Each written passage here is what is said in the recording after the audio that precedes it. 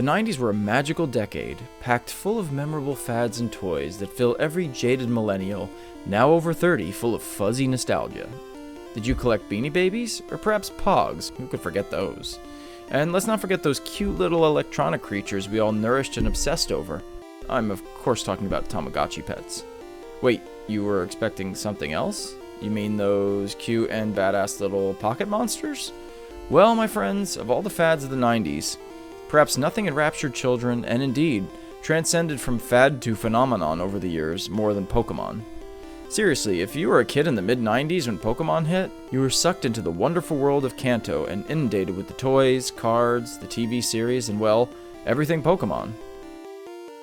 A wonderful world of dreams and adventures awaited you, and if you were like me, a completely obsessed 10-year-old who had all of the above, the thing that really sucked you in more than anything was the original generation of games.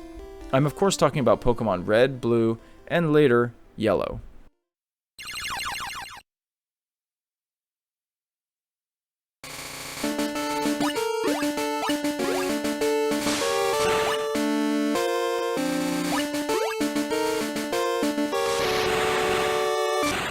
Pokémon was originally conceived in 1990 by Satoshi Tajiri, who, as a kid, collected bugs. After becoming a fan of video games in the mid-80s, he started a fanzine called Game Freak. By 1989, along with illustrator Ken Sugimori, the company would be transformed into a gaming company. Tajiri envisioned an RPG game where the player could collect monsters. After seeing the Game Boy, and particularly its first successful RPG, Final Fantasy Legend, Satoshi endeavored to create his vision of what would later become Pokémon on the Game Boy. Pokémon Red and Green were released in Japan on February 27, 1996, and eventually became a huge hit. An alternate version, Pokémon Blue, would release shortly after with updates in coding, artwork, and dialogue, and would become the basis for what would soon be the worldwide release of Pokémon Red and Blue. In the United States, Nintendo pushed the franchise hard with an aggressive marketing campaign of over $50 million, including the release of the anime a few short weeks before the games to help build up hype for the series. The strategy worked, and Pokémon became a smash hit, with Gen 1 becoming the best-selling RPG of all time, with an eventual combined sales of over 30 million units. It's safe to say that Pokémania took the world by storm. So how do the games compare from then until now? This is the point in the review where I personally feel that two perspectives are necessary. Pokémon as a franchise has come a long way in the last 25 years, with tons of new additions in features, gameplay mechanics, and loads of new Pokémon. The series, like its beloved pocket monsters, has evolved over the years, and a retroactive look requires more than just nostalgic fuzzy warm feelings of a 10-year-old me. Firstly, the graphics and sound. Let's face it, the graphics look very dated by today's standards, and compared to even the second generation, undoubtedly the most beloved of the franchise, everything from the environments to the Pokemon themselves look a little, well, awkward. This even compared with the second generation on the same console. Don't worry, this whole review will not be a comparison to Johto, but I think this point matters.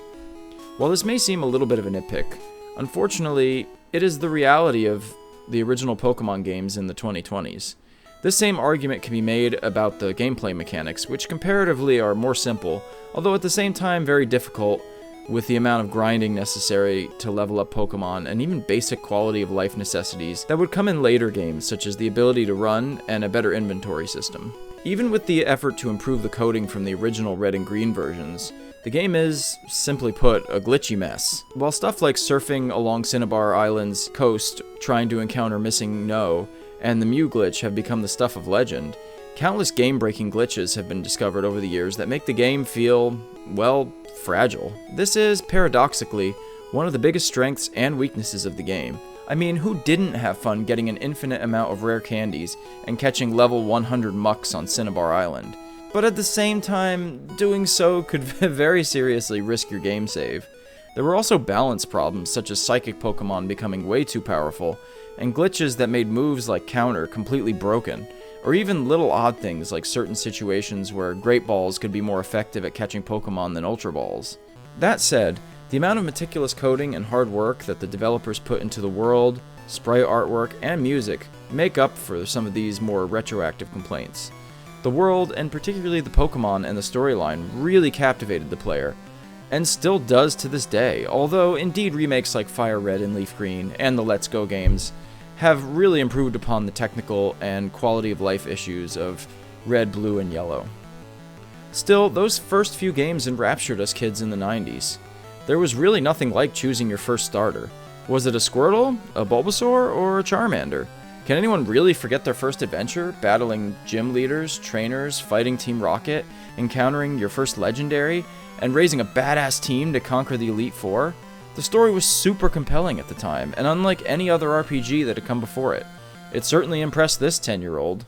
The music, while simplistic in its tiny little 8-bit sound chip, has become iconic and is truly impressive in what Mr. Junichi Masuda was able to achieve with it. The original games pioneered the way the franchise has grown today, with different type matchups and moves, and even the idea of competitive playing, which of course exploded over the years. Indeed, despite all of the many logistical flaws in the games now, nothing can really take away from the fact that the original Red, Blue, and later Yellow took the world by storm, and created one of the largest media franchises in history, and a fan base that is rabid until this day. I mean, guys, come on, it's the original generation of Pokémon. It was truly, truly innovative, and I would argue deserves a bit of a pass for some of the flaws that we notice in it today. Hey, thanks everybody for checking out this video, I really appreciate it. It's great to be back at doing these retro reviews. The next thing I'm going to do is, well, I'm not sure exactly, I may have a collaboration coming, and I also have a Super Nintendo game that I really want to do a review of as well. So I really appreciate it. Thank you for checking out the video. There's other stuff right here, other reviews you can check out, whatever. Thank you very much for watching. Of course, gotta catch 'em all. Peace.